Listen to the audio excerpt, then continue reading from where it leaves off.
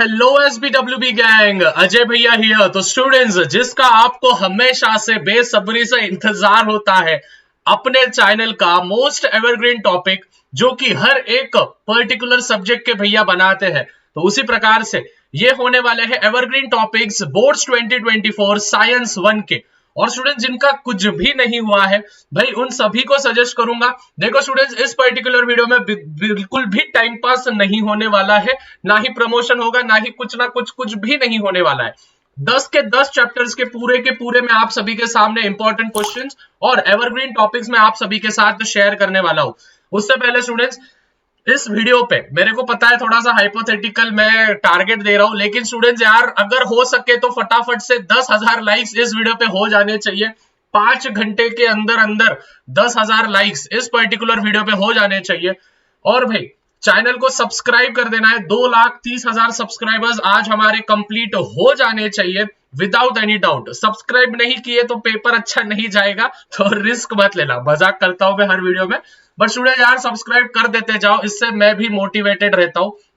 और at the same way students, हजारों comment चाहिए कि आपका सबसे हार्डेस्ट सब्जेक्ट में से, मतलब कि साइंस सब्जेक्ट तो है ही, बट साइंस सब्जेक्ट में सबसे हार्डेस्ट कौन सा चैप्टर है, कार्बन कंपाउंड है, मेटलर्जी है, कौन सा है। हजारों कमेंट्स मुझे नीचे चाहिए, जिसपे मैं वन शॉट में वीडियोस आप सबको बना के दे सकूं। क्लियर है? फटाफट से जाते हैं एवरग्रीन टॉपिक्स पे। सबसे पहले स्टूडेंट्स, एवरग्रीन टॉपिक्स का अर्थ क्या होता है, ये बहुत बार एग्जामिनेशन में पूछे जाते हैं। अभी स्टूडेंट्स जाहिर सी बात है, मैं यहाँ पे आपको क्वेश्चंस नहीं दे रहा हूं, मैं यहाँ पे आपको कंसेप्ट दे रहा हूं। तो इन्हीं कंसेप्ट्स के रिलेटेड आप सभी को जो भी है विच इज क्या मिलने वाले हैं, विच इज क्वेश्चंस मिलने वाले हैं, और इनमें से ही पेपर में आपको दिखेंगे, मतलब दिखेंगे 100% गारंटी है। पूरे के पूरे दिखेंगे ये गारंटी नहीं है, लेकिन बहुत सारे क्वेश्चंस इन्हीं रिलेटेड दिखेंगे ये गारंटी है। तो पूरा वीडियो एंड तक देखना है। At the same way Instagram पे भी आप भैया को फॉलो कर सकते हो। सबसे पहले स्टूडेंट्स, ग्रेविटेशन चैप्टर का एक न्यूमेरिकल कंपलसरी आएगा, मतलब आएगा। तो जो भी बच्चे स्टार वाले, जो भी हमारे न्यूमेरिकल होते हैं, मतलब एक्सरसाइज वाले जो हम बोलते हैं, एक्सरसाइज वाले न्यूमेरिकल करके रखना, और प्लस सॉल्व एग्जाम्पल वाले न्यूमेरिकल करके रखना। अगर आपने ये दो भी न्यूमेरिकल्स कर लिए, मतलब ये दोनों टाइप्स के, तो भी आप आराम से 3 से 2 मार्क आप आराम से कवर कर लोगे। ठीक है, एक न्यूमेरिकल कंपलसरी आएगा, मतलब आएगा ग्रेविटेशन चैप्टर का। उसके बाद डिफरेंस बिटवीन मास और वेट आएगा। सेंट्रीपिटल फोर्स पे स्टूडेंट्स आपको डेफिनेशन आएगा, एक तो 1 मार्क के लिए, नहीं तो 2 मार्क के लिए। केपलर लॉ आपको पूछा जाएगा डायरेक्टली 3 मार्क, नहीं तो स्टूडेंट्स 2 मार्क के लिए बस उसके डायग्राम्स वगैरह पूछे जाएंगे, मतलब एक्टिविटी क्वेश्चन आएगा। और at the same way free fall और अंडर रूट 8 वाला जो सम होता है, ठीक है, अंडर रूट 8 वाला एक क्वेश्चन है, देखो वो वाला आपको करके रखना है। ठीक है, तो ग्रेविटेशन चैप्टर के ये तीनों टॉपिक्स आपको करके रखने हैं, मतलब ये सभी टॉपिक्स आपको करके रखने। क्लियर है? आगे बढ़ते हैं। पीरियोडिक क्लासिफिकेशन ऑफ एलिमेंट्स, इसमें स्टूडेंट्स मेरिट्स डीमेरिट्स बहुत बार पूछे जाते हैं। मैं अभी ही बोल दे रहा हूं स्टूडेंट्स, एक गिव रीजन आएगा, मतलब आएगा आपके पर्टिकुलर बोर्ड एग्जामिनेशन में इस पर्टिकुलर चैप्टर का। तो लगभग 5 या 6, हमको 5 ही दिए शायद गिव रीजन, वो पूरे 5 गिव रीजन कर लेने हैं। और नवनीत की जो अपेक्षित होती है, उस अपेक्षित में से भी आप जो है एक्स्ट्रा वाले गिव रीजंस कर सकते हो। क्लियर है? फिर इसके बाद हम आएंगे structure of modern periodic table, empty मतलब मॉडर्न पीरियोडिक टेबल। फिर उसके बाद आएंगे students name the following students, ये जो है ये एक्सरसाइज वाले हैं।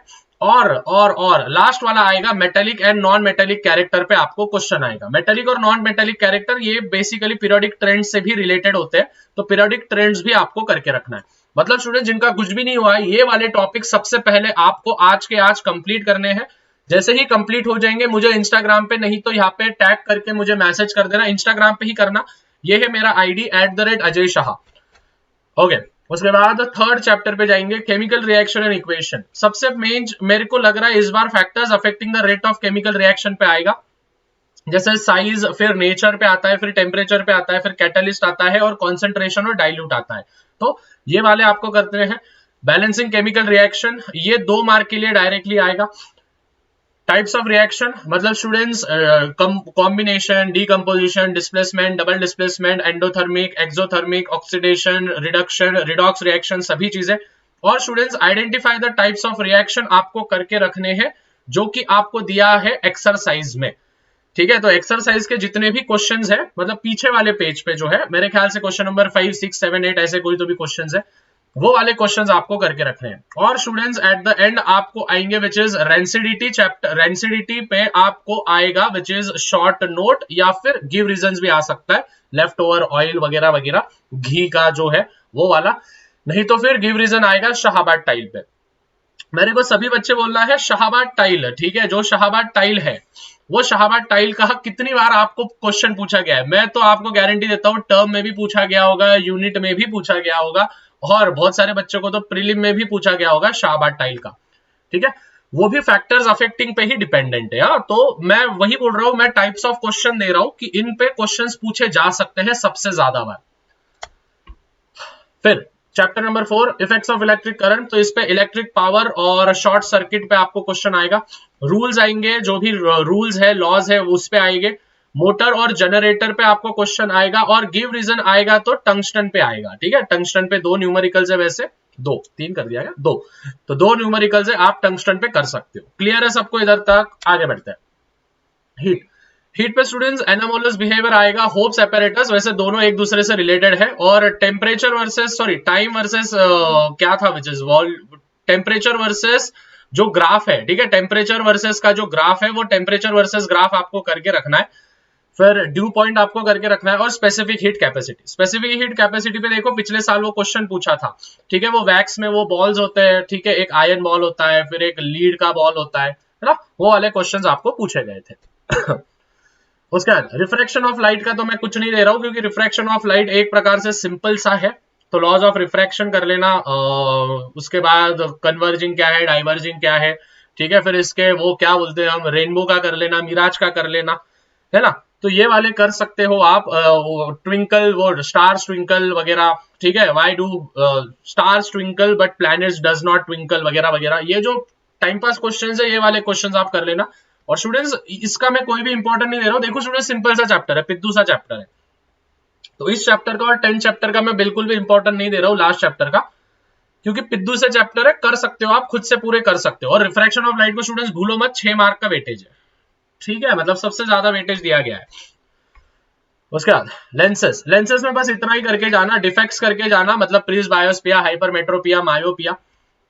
फिर उसके बाद परसिस्टेंस ऑफ विजन करके जाना, इमेजेस फॉर्मेशन, मतलब बियॉन्ड होगा तो क्या होगा, फोकस पे होगा तो क्या होगा वगैरह वगैरह, वो वाले जो बॉक्स होते हैं, जो इमेजेस होते हैं वो वाले।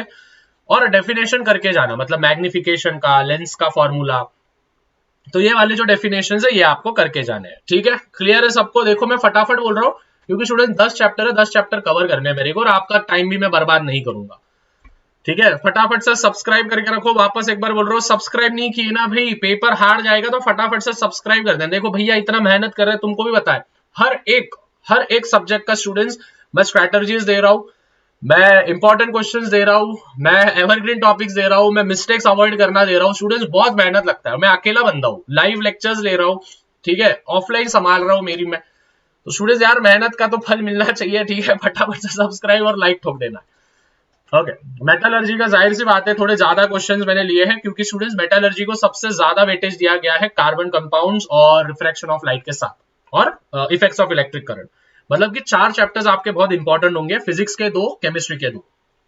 केमिस्ट्री के कौन से 2? मेटलर्जी और कार्बन कंपाउंड। और फिजिक्स के कौन से 2? Which is effects of electric current and refraction of light. तो ये 4 चैप्टर्स एकदम भेजे में घुसा के रखना, करना है मतलब करना है। मेटल्स और नॉन मेटल्स, यहाँ पे ध्यान देना, मेटल्स और नॉन मेटल्स के विच इज क्या होंगे, डिफरेंस बिटवीन आएगा।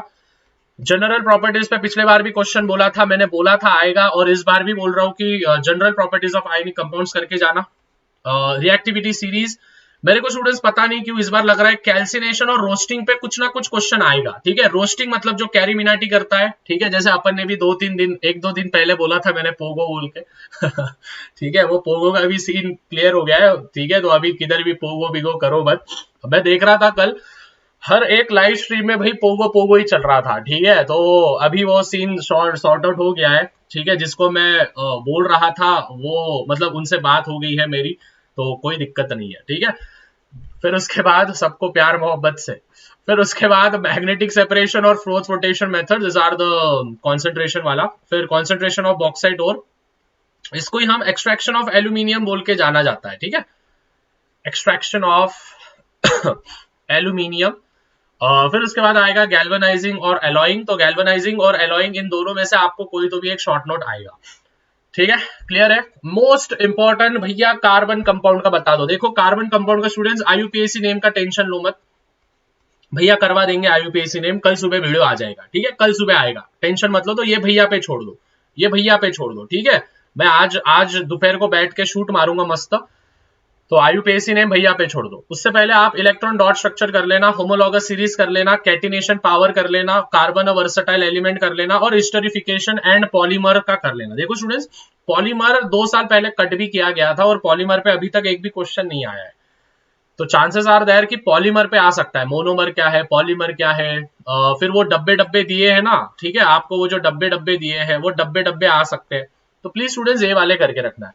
सो students this are the most evergreen topics. मैं वापस एक बार बोल रहा हूं, यही पेपर में आएंगे, ये बिल्कुल भी भैया गारंटी नहीं देते हैं, ठीक है, लेकिन इनके रिलेटेड बहुत सारे टॉपिक्स आएंगे, ठीक है, इनके रिलेटेड बहुत सारे टॉपिक्स आएंगे, तो ये ध्यान में रखना, ठीक है, क्लियर है सबको। So I hope students this video was very much valuable for you. Please students भैया की बहुत हेल्प होगी अगर आप इस वीडियो को बस एक बार अपने स्कूल के ग्रुप में, अपने ट्यूशनों के ग्रुप में आप शेयर करोगे। भैया के लिए इतना तो कर सकते हो, ठीक है, प्लीज शेयर कर देना, जहां पे हो सके चारों दिशाओं में शेयर कर देना। नॉर्थ में शेयर कर दो, ईस्ट में शेयर कर दो, वेस्ट में शेयर कर दो, साउथ में शेयर कर दो, न्यूज बना दो, ठीक है। न्यूज का फुल फॉर्म मालूम है, नॉर्थ ईस्ट वेस्ट साउथ, हर जगह पे आपको इस वीडियो को फैला देना है।